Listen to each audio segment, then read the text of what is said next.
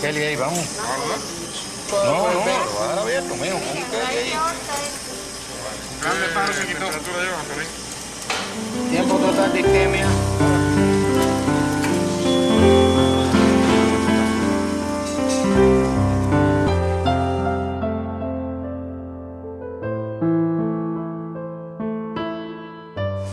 Voy rellenando la aurícula izquierda ahí. Sácala con golpe, Camacho. Cuando uno le quita el corazón a un paciente, está adquiriendo un compromiso extraordinario con él. Y nosotros decíamos en un momento dado que está ahí una nave sin piloto, ¿no? Cuando le ponemos nuevo corazón, hay que ver si ese piloto nuevo es capaz de conducir la nave de una manera segura.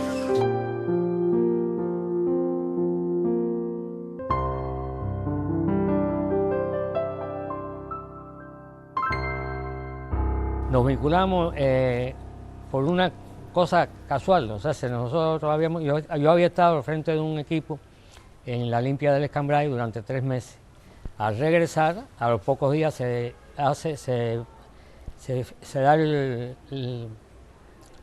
el ataque a Playa Girón y me llaman del Estado Mayor de la Fuerza Armada que formara mi equipo y acudiera para el MINFAR. Al ir ya a tener a todo el personal en el Calixto reunido, nos faltaba el cirujano, pues el cirujano en el Escambray había sido de Cienfuegos. Y llegó Noel, que me recuerdo que tenía una férula alrededor del cuello, porque había tenido un problema en la columna cervical, y se ofreció para ir de cirujano con nosotros, cosa que yo acepté, y así salimos y estuvimos juntos, el honor de estar juntos en la playa de Girón.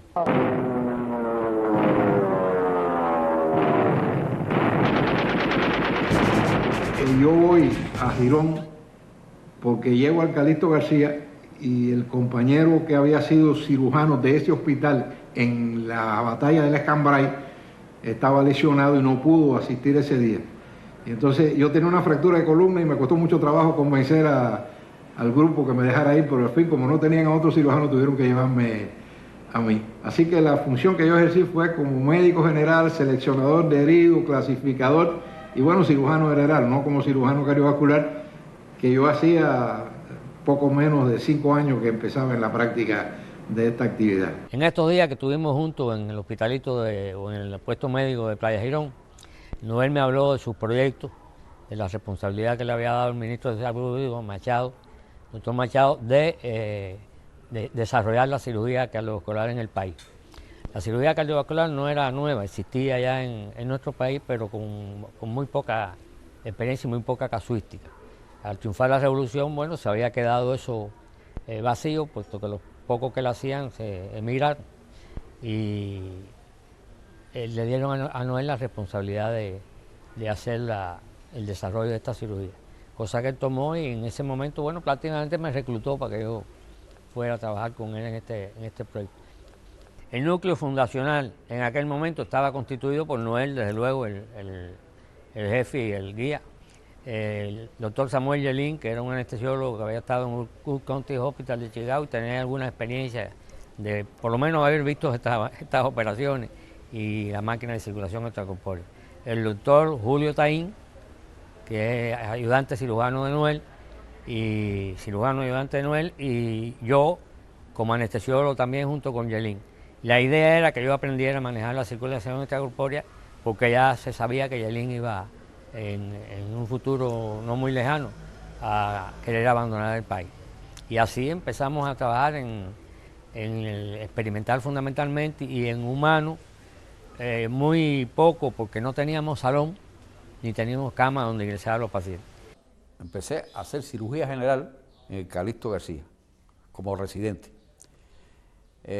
Después Noel, en el equipo de Noel, y entonces Noel, después que fue a un viaje, me habló y me dijo que él iba a hacer cirugía cardiovascular, que si yo quería ir con él, bueno, por supuesto. Yo quería ser cirujano general, porque eso es lo que a mí me gustaba. Y entonces me dijo, no, vaya, me convenció. de que hiciera cirugía cardiovascular. Ahí empezamos en el oncológico, a hacer cirugía cardiovascular. Vaya, empezamos a fajarlo. Hacíamos cirugía general y cirugía cardiovascular. Ingresábamos los casos en la sala de cirugía general, los casos de corazón. Y entonces después nos pasamos para el oncológico, la sección B, no sé, no me acuerdo ahora en este momento, la sección B del oncológico. Y allí sí teníamos un salón para hacer cirugía cardiovascular. Y bueno, allí trabajaba Gil y trabajaba Cortina, que se murió, que era su director, porque Noel era director también del hospital. Entonces Zoilo Marinello en el Instituto de Oncología nos prestó un salón, que era 1 o 2 veces cuando podía por semana, donde hacíamos 1 o 2 casos, y nos prestó un cuarto donde se ingresaba un paciente, y en otro momento ya nos dio 2, y con esa poca el lugar donde ingresaban nuestros pacientes y seguirlos, empezamos así. Los comienzos fueron duros, porque empezamos, pusimos un laboratorio de cirugía experimental en el sótano del hospital, con buenos locales, tenía buena estructura. Pero la problemática era la siguiente: nosotros en Cuba no existía lo que existe ahora, que es el CENPALAC, que es el centro para animales de laboratorio. No existía nada de eso. Los animales los teníamos que ir, fundamentalmente perros, los teníamos que ir a buscar a un asilo que se llamaba La Misericordia, y los perros que nos daban eran, imagínense un perro, los perros son polilúdicos fisiológicos, normalmente tienen 20 y pico gramos de hemoglobina, y los que traíamos nosotros traían 8, 9, 7, no se sabía ni cómo caminaba. Y la mayoría de las veces teníamos que ir a buscar Noel o yo, o ambos, en uno de los carros nuestros, porque tampoco había transporte para los perros. Era una idea que media loca en aquella época, ¿no? Pero así estuvimos operando el 61 y el 62 animales de experimentación, llegándolo ya con cirugía humana, cerrada primero, y a partir del 62 con cirugía abierta, pero con el auxilio de la hipotermia de superficie moderada. Y yo recuerdo, por ejemplo, que había veces que tenía un ternero vivo durante 40 minutos después de haberle hecho un trasplante cardíaco. Que no era negocio mantenerlo vivo más tiempo, era dominar la técnica, y él en ese momento lo había logrado. Él estaba pendiente de todo lo que era desarrollo, de cuando él comenzó en experimentar, porque él nunca hizo un humano sin experimentar primero, a pesar de que él tenía conocimientos, ¿no? Pero nunca él llevó un humano a la mesa de operaciones sin antes haber hecho la cosa en experimental. Cuando Barnard hizo el trasplante en Sudáfrica, unos días después nosotros estábamos haciendo trasplante aquí en perro y en ternero.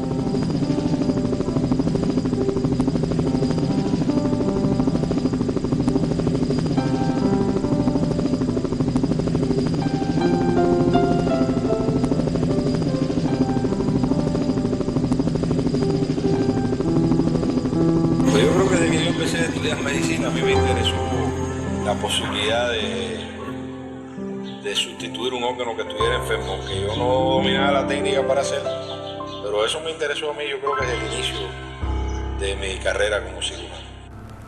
Yo no sé si ustedes conocen una anécdota de él, cuando él empieza a hacer aquí alguna cirugía con los cardiólogos, cirujanos cardiovasculares que habían al triunfo de la revolución.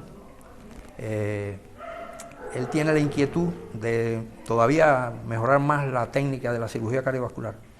Esto me lo contó a mí, yo no sé si ustedes lo saben, pero bueno, él se va con $8,000 o $10,000, se va a los Estados Unidos con la esposa.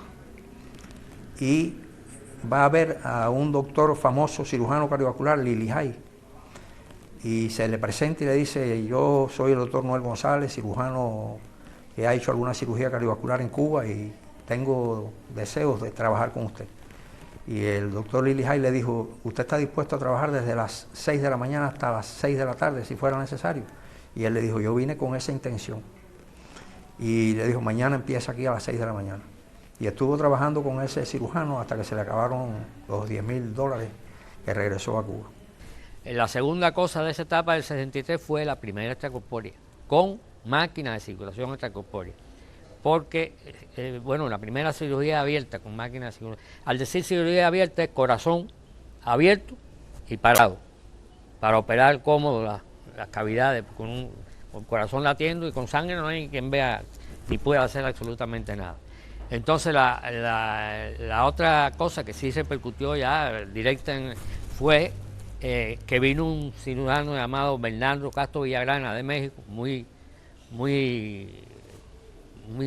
hábil y muy buen cirujano, y nos planteó que por qué no hacíamos extracorpórea. Nosotros le dijimos que estábamos haciendo en animales, pero que todavía no nos creíamos preparados. Entonces él dijo, bueno, hagan un perro mañana que yo los voy a ver. Nos vieron a ver, nos dijo, cuando yo empecé yo no era ni la chancleta, ni tenía el equipo que tienen ustedes, están bien con un cantautín World, ¿no? Y bueno, el 7 de marzo del 63, Noel hizo su primera extracorpórea. Me recuerdo que cuando se daba la alarma de trasplante, pues todo el mundo tenía una función y de su secretaria, la Eria Fiandorte, tenía que estar ubicando, pues temando, saber dónde estaba el helicóptero, saber si era un avión de Aerocaribe. Todo eso tenía importancia, como la psicóloga Edelsi, que ha hecho un libro de tratar de pacientes estos en estadios terminales, tenía una función tan importante como la que podía tener Eria en ese momento inicial de trasplante. Y cuando salía bien el trasplante era un logro de un colectivo, aunque uno supiese que era la mano directriz de él quien llevaba a que eso fuese ese logro. También era realmente una lucha contra uno, porque uno decía, uno es joven y ya está cansado, y sin embargo veía el profe que salía de la operación y se acostaba al lado del paciente hasta que el paciente empezaba a tener una estabilidad hemodinámica, y él no se iba del hospital hasta que ese paciente no tenía una estabilidad hemodinámica. Entonces, un poco por eso decía que nos obligaba a nosotros a ser un poco mejor. Nos obligaba sin imponérnoslo, a pesar de que tenía un carácter fuerte y que era una persona que imponía la disciplina, ¿no? Pero sin imponernos estas cosas que son más subliminares, pues nos obligaba a decir, bueno, si él es el jefe y está aquí, ¿qué razón tengo yo para irme? Si él es el jefe y no ha almorzado ni ha comido porque estamos en alerta de trasplante, ¿quién soy yo para decir que tengo hambre? Si él es el jefe y me llama a las 3 de la mañana porque hay que valorar un caso que posiblemente está en muerte encefálica, en Calixto, en la Benéfica, donde sea, ¿quién soy yo para decir, no, mire, yo estoy posguardia, que vaya otra persona? Porque él estaba a lanza de cañón junto con todos nosotros. Entonces yo creo que esas son cosas que hay que valorar, y por eso te decía que cuando yo pienso que cuando hablábamos de esto del concepto de cuadros de Che, él quizás lo había hecho pensando en una persona así como el profe. Y la relación tiene que ser muy estrecha, pero además tienen que obedecer a un mando único. Es una organización realmente muy parecida a la organización militar. Tiene que haber un solo jefe, una sola voz de mando y una obediencia real basada en la confianza y la fraternidad entre todos los componentes del equipo. Una lupa hacia abajo ahí. La lámpara. Ajá. Está muy bueno el corazón. No puede estar pegando bien. No puede, Antolín. No puede ser porque es una aguja metida en una luz, Antolín. El 9 de diciembre de 1985 hacemos el primer trasplante de corazón. Siempre teníamos, como diríamos, la incertidumbre, cómo iban a ser los resultados. Ese momento cuando uno le quita la pinza al receptor y le entra la sangre con el oxígeno al nuevo órgano. Es una cosa que uno siempre tiene la duda de si habrá conservado bien el órgano que está poniendo, si el que está poniendo está realmente mejor que el que le quitó. Yo creo que este temor siempre existe. Y recuerdo que aquella madrugada, lo primero que dijimos, lo logramos, tuvimos el éxito, al fin.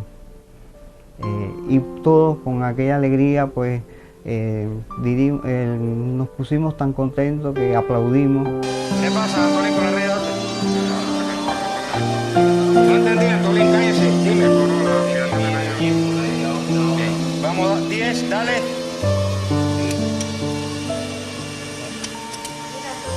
No.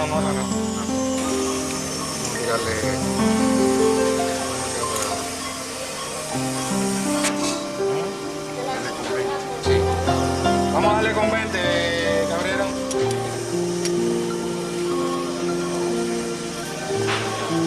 Cuando quiera, dale.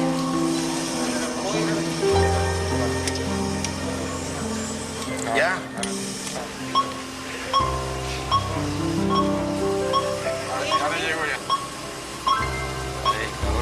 Yo recuerdo cuando el primer trasplante que hizo mi papá, que bueno, mi esposo y yo estuvimos allí, y él estaba tan tranquilo, tan sereno, y me dijo, bueno, mira, estate atenta de si a la tercera vez el corazón no arranca, porque quiere decir que bueno, que esto hubo problemas, y me recuerdo que la primera y la segunda vez no arrancó, y la tercera arrancó, y él subió y me dijo, Yoli, viste, lo logramos. Al lado de él tengo anécdotas, por ejemplo, que yo como instrumentista, que bueno, realmente siempre él tuvo su instrumentista, una enfermera muy excelente, Marta Corpión, que fue con quien aprendí a trabajar justamente con él, y cada vez que cometíamos cualquier error, él con el pie daba en el piso, y eso nos quería decir que había algo que realmente habíamos hecho mal, o bueno, nunca había una agresión verbal, sino solo ese gesto nos hacía ver que habíamos cometido cualquier error, y siempre entonces estábamos atentos a qué era lo que estaba pasando en el campo quirúrgico. Si no hubiera sido por la FARC y el MININ, no hubiérase podido hacer el traslado de corazones a distancia. Por ejemplo, ese traslado de corazones de Santiago de Cuba a La Habana, de Pinar del Río a La Habana y de Santa Clara a La Habana, que algún día será al revés, algún día además trasladaremos de La Habana a Pinar y de La Habana a Santiago y de La Habana a Santa Clara. Ha sido realmente una obra de los compañeros de la FARC y del MININ.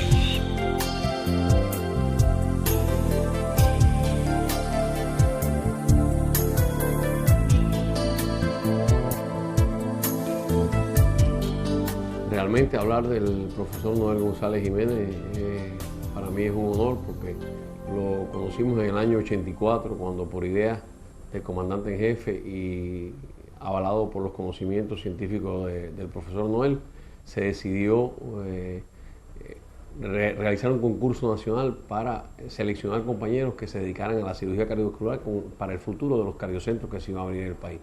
Y fue en la primera reunión que yo conocí al profe donde me impresionó desde el punto de vista científico, organizativo y como humano, en la forma en que enfocaba los problemas con la claridad que explicaba el futuro que íbamos a tener en la cirugía cardiovascular. Así las cosas, en el año 86 comenzamos la residencia de cirugía cardiovascular en este hospital bajo el mando del profesor Noel González, con el cual fuimos tomando experiencia, ejemplo de científico, de cirujano cardiovascular, de persona, y algo que nos impresionaba mucho cada vez que conversábamos con él. Veíamos cómo él abordaba los temas políticos con la profundidad que lo abordaba y con la visión de futuro que nos daba. Y después nos impresionaba al ver que lo que él había pensado y lo que él nos había dicho se había hecho realidad en las noticias de los distintos periódicos, canales del mundo. Además, abordaba los temas científicos de una forma muy activa. Nunca se quedaba detrás en ningún tema. Nos obligaba a estudiar a los jóvenes, porque amanecía todas las mañanas en la entrada de guardia con un tema nuevo. O sea, revisaba un reprin en aquel momento que existían, revisaba, después cuando apareció el internet, revisaba el internet. Era un profesor que se mantenía joven desde el punto de vista científico, nunca decayó en este aspecto. tanto que, bueno, como pionero de los trasplantes en Cuba, se mantenía dentro de los trasplantes hasta que estuvo activo en nuestro centro. Siempre estuvo entrando al salón. Realmente su ejemplo como trabajador y como cirujano es un ejemplo digno de seguir, y es el ejemplo que he tratado de hacer yo en estos 26 años que llevo en el hospital. Y desde el punto de vista del prestigio que le dio a Cuba, la presencia de un equipo capaz de hacer trasplantes en un hospital capaz de dar las condiciones, porque es que el hospital tenía todas las condiciones para poderlo hacer. Y bueno, si nosotros tenemos algún mérito o este grupo tiene algún mérito, fue haberse dado cuenta que las teníamos para poderlo hacer idóneamente, ¿no? Y efectivamente se había hecho Ocaña y se hizo el de España y después se hicieron más de 100, ¿no? Tuve la oportunidad de viajar con el profesor Noel González varias veces. Una de estas fue a la República de Yemen, donde de forma gratuita, sin ningún tipo de interés, estuvimos trabajando por 2 meses consecutivos y realizando operaciones complicadas sin ningún tipo de preparación del personal que nos ayudaba. Y nosotros mismos, el profesor Noel, con una edad avanzada, iba a la sala y prácticamente atendía al paciente directamente, como si fuera un residente, un médico joven. Y además de eso, veía los casos de consulta al lado mío como si fuera un compañero mío y no mi profesor. Esto realmente fue una experiencia en Yemen que nunca olvidaré, y para mí fue un privilegio haber estado con una personalidad de la medicina cubana durante tantos años, y que en estos momentos, bueno, que esto le llegue a él y a su familia, que sepa que siempre lo hemos querido profundamente y que los años que estuvimos con él sirvieron para formarnos y para aprender realmente de un científico y de un prócer de la medicina cubana del siglo XX. Aquí, en cualquier situación que hubiera, los pacientes venían, los atendíamos, ya fueran éxitos, o sea que... Muchas veces cuando tenían problemas serios que nosotros sabíamos que era muy difícil, sin embargo, estuvimos siempre... Tuvimos que estar separados a veces. Separados de él por trabajos. Él algunas veces llegaba aquí se iba a las 6 de la mañana y eran las 8 de la noche y no había llegado. Y a las 10 de la noche lo llamaban y tenía que volver a salir. Y nosotros todos estábamos en función de que todo saliera, porque además sabemos lo que significa para mi papá la medicina y sus pacientes. Muchas veces sacrificó a la familia por el enfermo. Y yo una vez en el Fajardo, ¿no? Yo me quedaba con él, él es mi familia, él es mi hermano mayor. Caminando por el pasillo, un enfermo que estaba ingresado ahí, ya había comido ya, ¿no? Y a esa hora se cayó delante de nosotros y empezó a vomitar.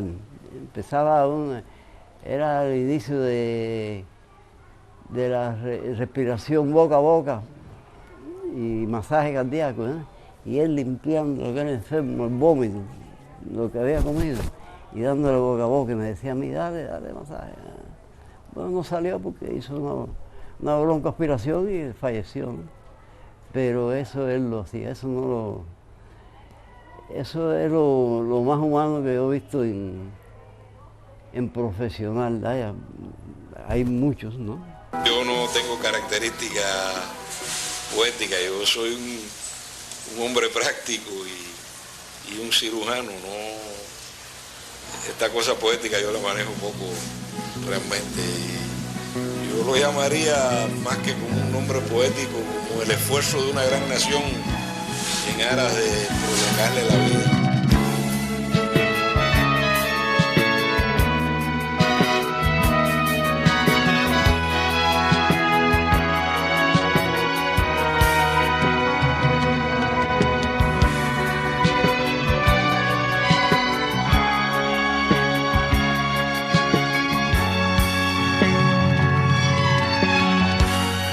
Mm-hmm.